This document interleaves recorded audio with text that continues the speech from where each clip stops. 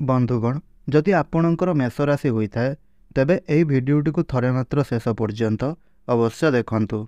बंधु माने मेष राशि व्यक्तिविशेष मानक पई आगामी 44 दिन बहुत अधिक गुरुत्वपूर्ण रहिबा पई जाउअछि। आगामी 44 दिन आपण मानक पई एक अभूला स्मृति होई रहिजिवो। आगामी 44 दिन मध्यरे आपणक भाग्यर चाबी आपण मानकर हाथ को आसीबार अछि। प्रत्येक दृष्टि ग्रह मानकर गोचर किछि एपरि बनिबा पई जाउछि। आगकू 44 दिन मध्यरे आपणक जीवन में एक बड़ बड़ उपलब्धि मान आपणको निश्चय रूप से प्राप्ति हेबाकू जाउअछि। आपणकर राशि स्वामी माने मंगल ग्रह आपणकर जीवन को माने संपूर्ण रूप से बदली देबा पई जाउछंती। ए पर्यंत आपणक जीवन में जहाँ भी किछि कष्ट समस्या सब चलीथिला सेही सब गुड़िकर मध्य आपणकर अंत हेबा पई जाउअछि। आपणको मध्य प्रत्येक दृष्टि देखिबा पई गले समस्त ग्रह मानकर सपोर्ट आपणको मिलबा पई जाउछि, जहाँ मध्य आपणको अत्यंत शुभफल प्रदान करिवो एवं एहा सहित मध्य भाग्यर संपूर्ण सहयोग गुड़िक मध्य आपणको प्राप्ति हेबो। बंधुगण मंगल ग्रह आपणकर भाग्य को चमकाई पारंती। एही समय रे मध्य आपण निजर भाग्य को परीक्षा करि परिबे। भाग्यर साथ मध्य आपणको मिलिबो। भाग्य बल रे मध्य आपणको अधिक किछि प्राप्ति हेबा पई जाउछि। बंधुगण कर्म उपरे प्रत्येक मनुष्य विश्वास रखिथांती एवं प्रत्येक मनुष्यंकर एहा मध्य इच्छा थाए जे तांको जीवन रे मध्य सबु किछिर प्राप्ति हेउ। तेबे बंधुगण वर्तमान आपणक पई सही समय आसीबा पई जाउअछि। तो एही समय रे आपणको कर्म कम एवं फल अधिक प्राप्ति हेबा पई जाउअछि। एहार अर्थ हेउछि आपण कम परिश्रम रे अधिक फल प्राप्ति करिबाकू जाउछंती। तेबे मेष राशि व्यक्ति विशेष माने तो स्वभाव रे अधिक परिश्रमी होइथांती। मंगलंकर कृपा कारणरू एमाने अधिक समय कर्म करिबा पई तत्पर रहिथांती एवं एमाने मध्य केबे भी गोटे स्थान रे अटकी रहंती नाही। एमाने बहुत अधिक साहसी एवं पराक्रमी होइथांती। साहस एवं पराक्रम बल रे एमाने जीवन रे बहुत अधिक उन्नति करिथांती। तेबे बंधुगण आसंतु जानिबा आगामी 44 दिन रे भाग्य आपणको केउ केउ दिन रे सबु सफलता प्रदान करिबा पई जाउछि। तेबे बंधुगण भिडियोटी रे आगको बढ़िबा पूर्वरु जदि आपणकर भी मध्य मेष राशि होइथाय तेबे आपण भिडियोटी को लाइक करी चैनल टी को सब्सक्राइब करिनेबे एवं कमेंट बॉक्स रे श्रद्धा एवं भक्तिर सहित जय जगन्नाथ अवश्य लिखिबे। तो बंधुगण आगामी 44 दिन रे आपण माने निजर परिश्रम अनुसार अधिक सफलता लाभ करिबा पई जाउछंती। व्यापार वाणिज्य क्षेत्र रे थिबा व्यक्ति विशेष मानक पई आगामी 44 दिन अधिक शुभमय रहिबा पई जाउछि। आगकू मध्य बढ़िबार सुजोग आपणको प्राप्ति हेबो। आपणकर डेली इनकम रे मध्य वृद्धि आसीबो। आपण मध्य अधिक किछि अर्थ रोजगार करि परिबे एवं धार्मिक कार्य रे आपणकर मन बळेबो। आपण कौनसी प्रकार धार्मिक स्थान को मध्य यात्रा करि पारंती।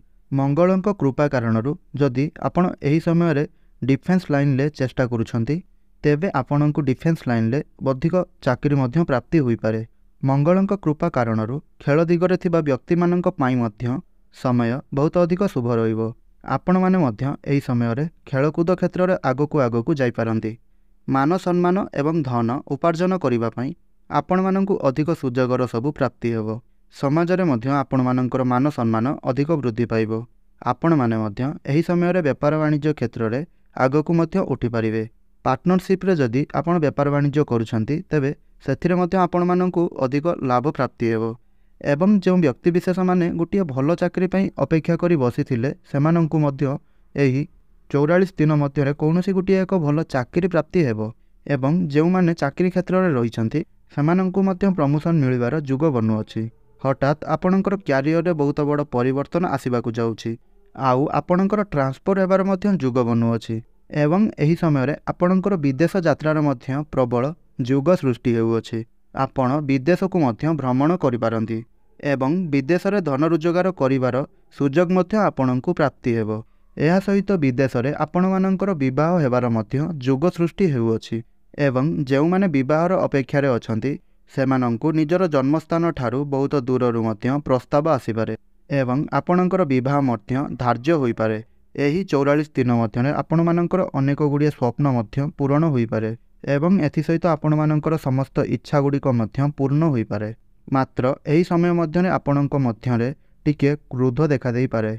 तेबे एही समय आपण निजर क्रोध उपरे टिके नियंत्रण रक्षा करंतु ଚାରିଦିଗରୁ ଆପଣଙ୍କୁ ଲାଭ ପ୍ରାପ୍ତି ହେବ।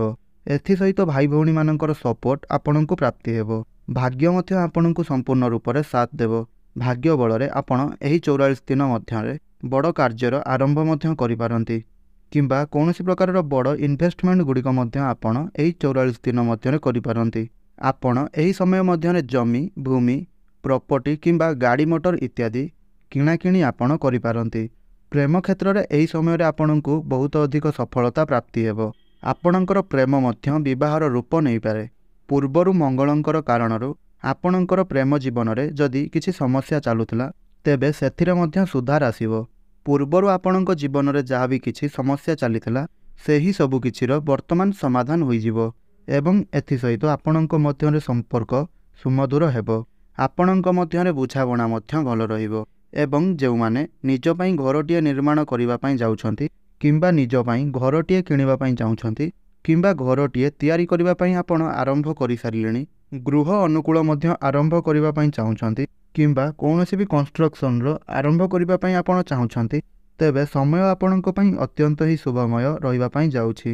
ଏହି 44 ଦିନ ମଧ୍ୟରେ ଆପଣ ତାହା ସବୁ କରିପାରିବେ। ଆପଣଙ୍କ ପାଇଁ ଏହି 44 ଦିନ ମଧ୍ୟରେ ସମୟ ବହୁତ ଅଧିକ ଶୁଭ ରହୁଛି। ଆଗାମୀ 44 ଦିନ ମଧ୍ୟରେ ଆପଣ ପ୍ରତ୍ୟେକ କାର୍ଯ୍ୟରେ ସଫଳତା ମଧ୍ୟ ଲାଭ କରିବେ। ତେବେ ବନ୍ଧୁଗଣ, ଏବେ ଆସନ୍ତୁ ଜାଣିବା କିଛି ପ୍ରତିକାର ସମ୍ପର୍କରେ। କାରଣ ମଙ୍ଗଳ ଏବଂ କେତୁଙ୍କର ଅଙ୍ଗାରକ ଦୋଷ ମଧ୍ୟ ବନୁଅଛି। ତେବେ ଆପଣ ପ୍ରତ୍ୟେକ ମଙ୍ଗଳବାର ଦିନ ପ୍ରଭୁ ହନୁମାନଙ୍କୁ ସିନ୍ଦୁର ଅର୍ପଣ କରନ୍ତୁ। ଏହି ସମୟ ମଧ୍ୟରେ ଯଦି ଆପଣ କୌଣସି ବି ମଙ୍ଗଳବାର ଦିନ ବ୍ରାହ୍ମଣଙ୍କୁ ମସୁର ଡାଲି ଦାନ କରୁଛନ୍ତି ତେବେ ଆପଣଙ୍କର ବଡ଼ରୁ ବଡ଼ ସମସ୍ୟା ଗୁଡ଼ିକ ମଧ୍ୟ ଦୂର ହୋଇଯିବ। ଏବଂ ପ୍ରତ୍ୟେକ ଦିନ ସନ୍ଧ୍ୟା ସମୟରେ ଆପଣ ହନୁମାନ ଚାଳିଶାର ପାଠ କରନ୍ତୁ। ଆପଣଙ୍କର ଯାହା ବି କିଛି ସବୁ ସମସ୍ୟା ରହୁଛି ସେହି ସବୁ ସମସ୍ୟା ଗୁଡ଼ିକର ସମାଧାନ ହୋଇଯିବ।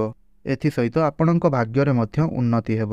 ତ ବନ୍ଧୁଗଣ, ଯଦି ଆପଣଙ୍କର ମେଷ ରାଶି ହୋଇଥାଏ ତେବେ ଆପଣମାନେ ଆମର ଏହି ଭିଡ଼ିଓଟିକୁ ଗୋଟିଏ ଲାଇକ୍ କରନ୍ତୁ ଏବଂ ତଳେ ଆସୁଥିବା କମେଣ୍ଟ ବକ୍ସରେ ଜୟ ମାତା ଲକ୍ଷ୍ମୀ ଅବଶ୍ୟ ଲେଖନ୍ତୁ ଏବଂ ଭିଡ଼ିଓଟିକୁ ଆଗକୁ ଆପଣଙ୍କର ପ୍ରିୟଜନମାନଙ୍କ ସହିତ ସେୟାର ନିଶ୍ଚୟ କରନ୍ତୁ।